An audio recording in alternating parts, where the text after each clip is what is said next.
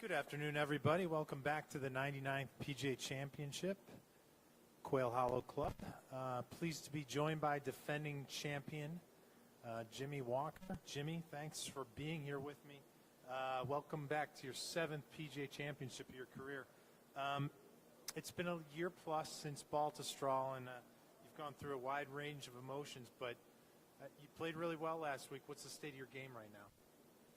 It's trending. It feels pretty good. I had 54 solid holes last week and 2 9s that weren't very good. But I think you take the positives from that and say, wow, I was making some birdies. I was leading a WGC. So I think things they're looking good. I mean, honestly, that's nice. Now, you're the defending champion, obviously, this week. And you've done this a few times in your career. Been the defending champion, and they always don't win, but you actually did it in 2014 and 15 at the Sony. What worked that week? Is there anything you can take from 2 or 3 years ago and plug it in here this week? I think so. I mean, it's just one little thing that I've done. I've done it before. I've defended. I've won back-to-back years. So it is a different golf course. It's a completely different part of the country. So in that sense, it's a lot different. But when you get down to it, it's just hitting good golf shots and making putts, and that's what you got to do. You got to do that any week to win, and I know that's what I did very well at Sony those 2 years that I won. I was comfortable with the golf course, putted exceptionally well, drove it pretty well, and that was just the key, and I really got into a crazy good roll that second time I'd won it that second year, especially on Sunday. The weekend was phenomenal. Okay, let's hit the floor here for some questions. We'll start with number 1 right here in the front. Jimmy, was it odd seeing everybody out there in shorts today? I mean, it's something different for the PGA, certainly. I think it's pretty cool. It's just, kind of thinking outside the box a little bit, and I applaud the PGA for doing that. I think guys are having fun with it. We have. It's not like we don't see each other in shorts, but everybody's razzing each other a little bit. I think there's some guys that look really good in shorts, some guys that don't look really good in shorts, and it's pretty funny. I think we're a lot of untanned legs. You can tell those Florida boys, that they've been down there soaking the sun. I've been up in Utah, and I've been overseas for 2 weeks in the wet and cold, so my legs are not very tan right now. TJ, number 1, please. Jimmy, can you just kind of give us a little update on how you're feeling health-wise, and then also, can you just talk about the closing stretch here, the Green Mile, and how difficult it is to kind of get in with a good round with those closing 3 holes? Yeah, feeling better, a lot better than I have, and that's nice. I've got a lot more energy. I'm able to practice more, and that's just something I've been kind of lacking, so I do feel good on that front. The Green Mile, I think it's just getting longer by the year, it seems like. I think we were hitting driver 5-iron, 4-iron into 16 today. It was a 5-iron, 4-iron in our group today. 18 today was a driver, 2-iron, 3-iron. I mean, it was playing exceptionally long. It's just I think it's kind of one of those stretches where you'd love to shoot even par on them and get out of there. And it makes for a tough finish. If you're chasing a guy down, you're going to have to hit some extremely good golf shots to make some birdies coming down the stretch, especially if it stays as soft as it is with the fairways just not running out. We're here on the left, Jimmy, number 2. Craig? Yeah, Jimmy, you were one of 7 straight first-time winner major championships. Do you agree with Jack Nicklaus when he says that there are more players in the game right now that can win majors than ever before? I would say that, yes, there are a lot of players out here that could win a major and or any given week. I can't really speak to playing golf when Jack was, in his prime and those guys are in their prime. You hear people say, oh, there's only 20 guys that can win. Now there's 80 guys that can win, whatever. But I just know that the quality of golf anymore is really good. There's a lot of really good players, a lot of really good players from all over the world. And I think everybody's here that's playing has got a real good shot, especially when you start seeing all this first-time stuff happen. 1 and then 2, please. Jimmy, what are your thoughts on the new opening hole here, and what club are you hitting into that green when it's soft out here? I played it yesterday. I like the tee. I think the tee shot looks good. I think it's framed up nice. You've got trees on both sides. You got those 2 bunkers out there that you can kind of nice starting line and feed it off of it because the fairway likes to slope down and to the right. So it looks good off the tee. And then the second shot, I hit 6-iron in yesterday, and it was into the wind pretty good when we played yesterday, and the ball was actually rolling a little bit more.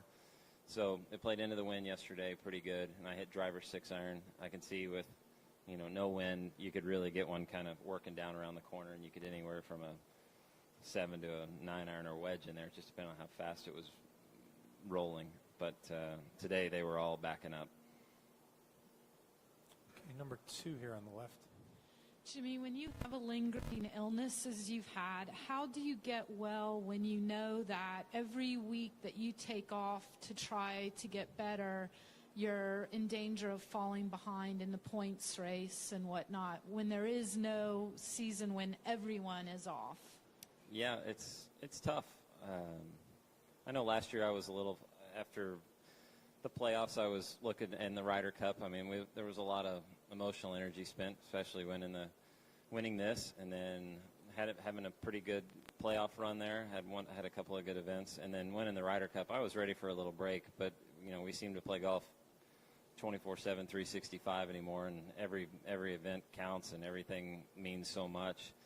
And then to get sick, not feel well, not be able to work, not be able to practice, and then have to take some time off for medication. Yeah, I mean, you get that sensation like, wow, I'm really falling back. But we've just taken the mindset that it is what it is, and it's just the way it is. And we just keep working, and we keep moving forward, and we keep trying to get as healthy as possible and try to get back to 100% and just go from there. I'm not worried about the golf or the game, and doing what we did last year, being able to win this tournament and set yourself up for basically the rest of your career is just it's a huge relief. But the competitor inside you, it's really it's kind of hard to take when you can't get out there and get going. I know everybody likes time off from work, but I really don't. I enjoy coming out and playing and competing, and when you can't do it at your best, it's tough. But you just you kind of got to give yourself a little bit of a break, which is hard to do, and I'm working on it. Follow-up question for 2, please. Because you are competitive and you do like to play, would you like to have an enforced break where you're not the person in charge of the time off, where someone else is forcing you to take that time off? Would it make a difference? I don't know. I think an off season does sound nice. I mean, I'm not going to lie.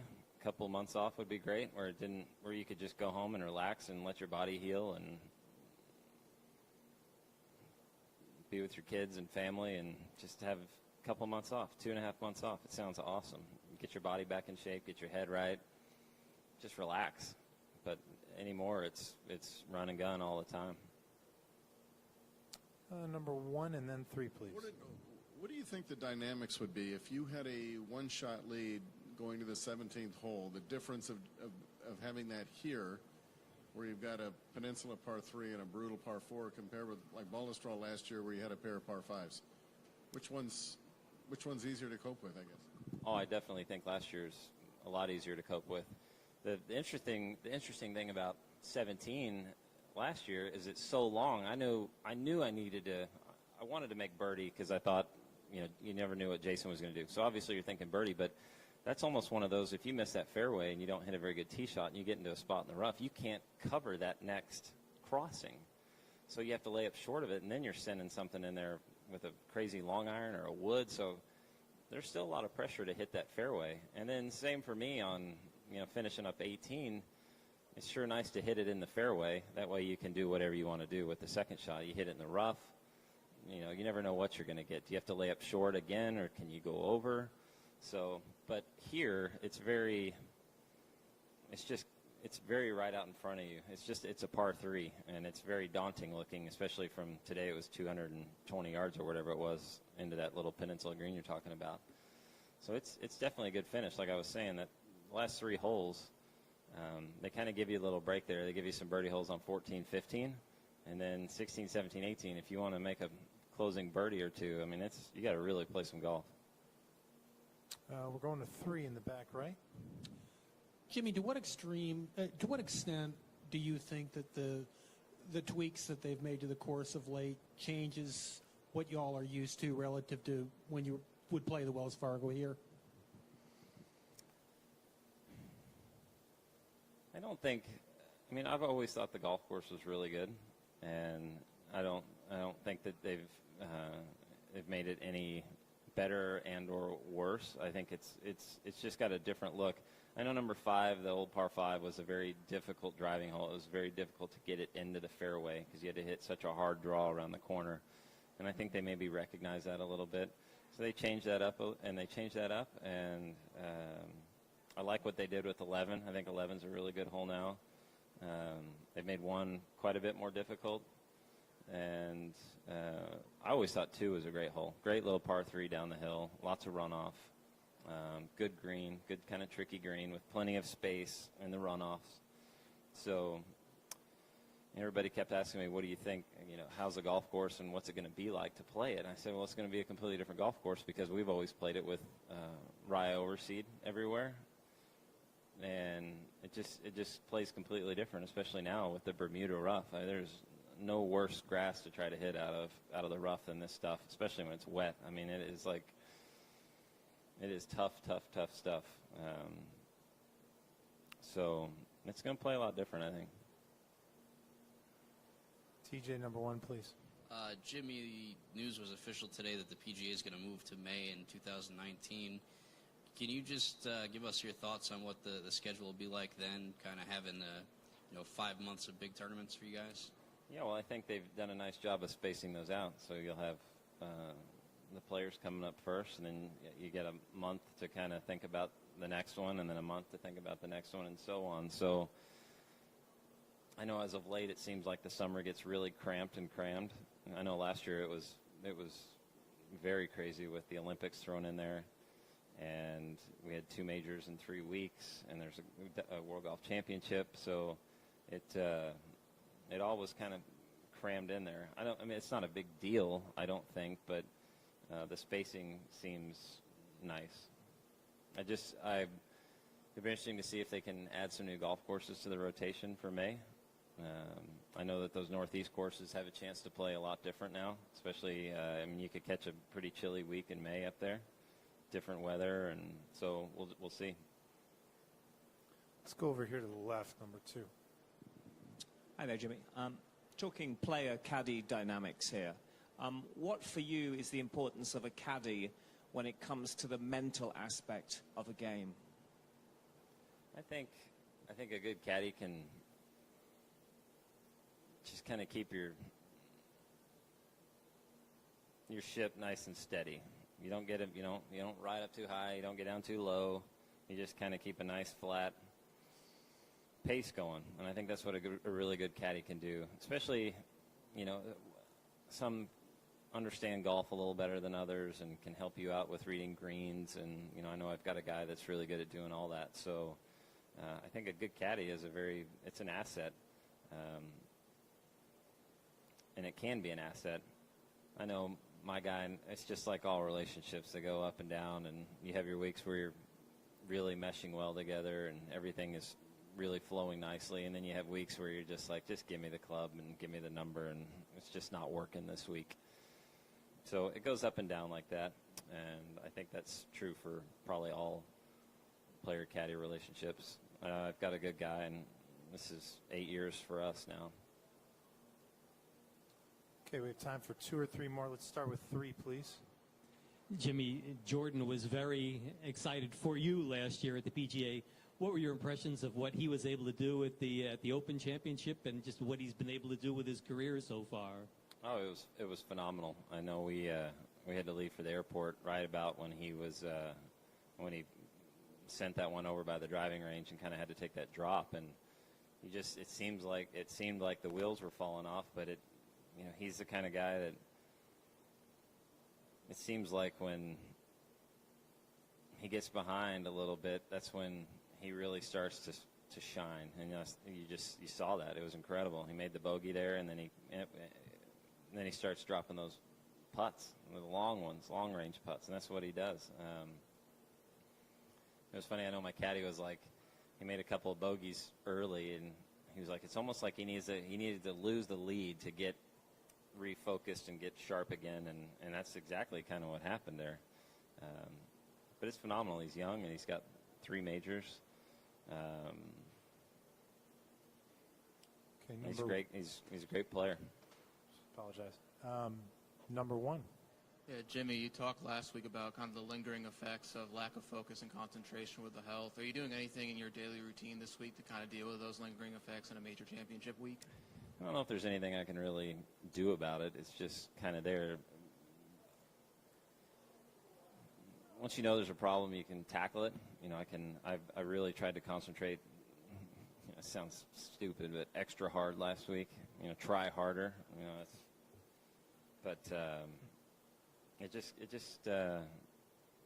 just kind of comes and goes. So I just try to be 100% committed on every shot and see it and feel it and then try to execute it. So it's really hard to describe. It's hard to quantify why that happens, and is that why it's happening? You know, it's tough. It's a weird deal.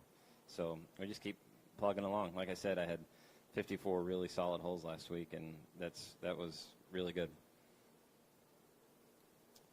Okay, let's wrap it up here with number 2. Jimmy, Brandon Grace shot a 62 at the Open Championship, setting a record low for majors. But can you describe what it felt like during your best round ever? Like on tour or anywhere? Yeah, anywhere. Your best round in your life, what did it feel like? It just feels easy. Like things just happen. It's like you can't screw up. You can't do anything wrong. It just happens. I know I had a round the other day at home. It was earlier in this, I think it was in the spring, early summer at home. I made 9 birdies in a row. My previous best was 6. And, I mean, the ball just wouldn't stay out of the hole. It didn't matter what I did or where I hit it. It was going in. It was insane. I'd hit a bad chip. Well, I'd make the putt. I'd hit a bad shot onto the green. Well, I'd make a 30-footer. I mean, I just couldn't. You just can't. It's days like that are awesome.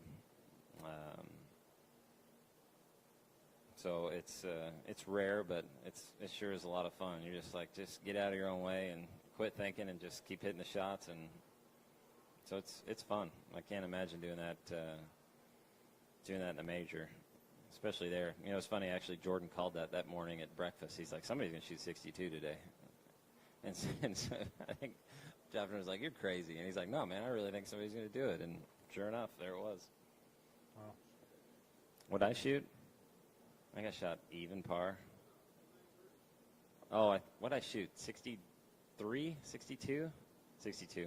I had a chance to break the course record at my home track, and I ended my birdie streak with a bogey.